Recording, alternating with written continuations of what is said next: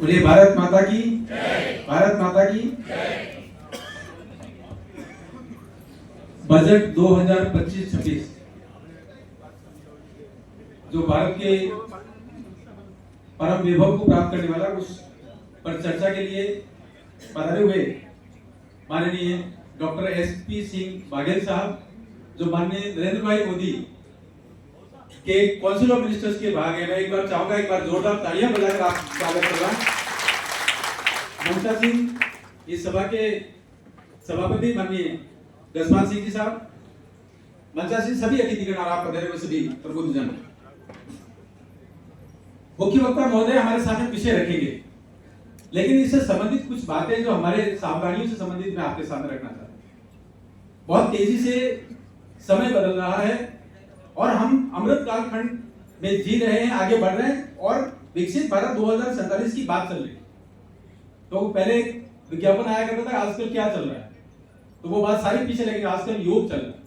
किस बात का योग चल रहा है? इस बात का योग चल रहा है विकसित भारत 2047 करना है।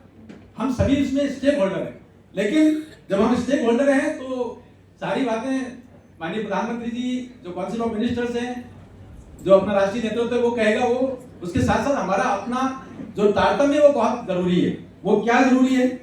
माननीय प्रधानमंत्री जी कहते हैं कि किसान, महिला, युवा और गरीब, ये 4 वर्ग है और ये 4 जातियां हैं, इनको लेकर, उनको ध्यान में रखकर काम करना है। ये सब कुछ तो चल रहा है। बजट में 9 सेक्टर है, मध्यम वर्ग को बहुत ताकत मिली है और इसका प्रभाव भी नजर आ रहा है। दिल्ली को आपदा मुक्त कर दिया, ये भी नजर आ रहा है। लेकिन अब ये आपदाएं केवल दिल्ली में ऐसा नहीं, छोटी छोटी आपदाएं हमारे क्षेत्र में भी है। आप सभी जानते हो वो कहाँ है, कैसी है, उनके नाम कुछ अलग होंगे, लेकिन ये सारे हैं। उसके लिए बड़े बड़े शब्द काम में लेते हैं। एक शब्द आता है डीप स्टेट। ये इतने नीचे तक देखे हुए घुसे हुए हैं कि नजर नहीं आता, उनको थोड़ा सा नजर आता है। जैसे समुद्र के अंदर बर्फ होता है, इसको आइसबर्ग कहते हैं, तो उसमें जरा सा नजर आता है, ऊपर 2%, 5%, 10%, लेकिन 90% नीचे छुपा हुआ होता है। जब जहाज ज्यादा कुछ टकराता है और कई बार जहाज से बहुत बड़ा हादसा हो जाता है, वैसे ये नजर आता है, ये डीप स्टेट। और ये भी नजर आता है कि इनके जो मिलने वाले हैं, बोलने वाले हैं, इनको ताकत देने वाले हैं, वे देश के बाहर बैठे। तो मोटे तौर पर ये सारी जो चीजें चल रही है वो उसको इकोसिस्टम कहेंगे, अराष्ट्रीय तत्व कहेंगे, ये भी शब्द हम सबने सुना है। लेकिन ये ताकतवर कितने हैं? ये इनकी जो ताकत है वो है भ्रम फैलाना। तो जब हम मुख्य वक्ता महोदय को सुनेंगे तो हमारे लिए कुछ न कुछ बड़े टिप्स, बड़े शब्द हाथ लगेंगे।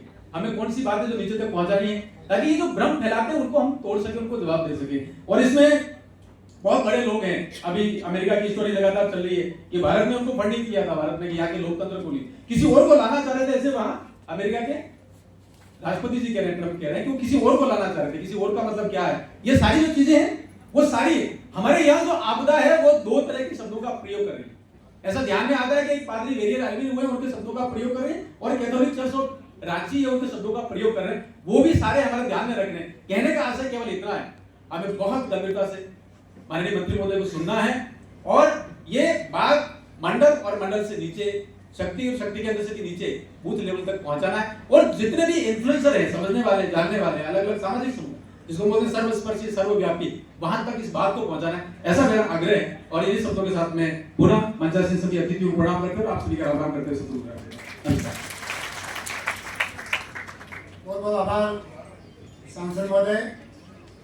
वास्तव में आपने बताया कि दिल्ली में जो आपदा खत्म हुई है, उसी तरीके से अपने अब पंचायत राज और नगर निगम के हमारे चुनाव आएंगे। यहाँ छोटी मोटी हमारे यहाँ जो आपदा है उनको भी हम सब मिलकर खत्म करेंगे। अब वास्तव में जिनको सुनने के लिए अपन सब जने यहाँ आए,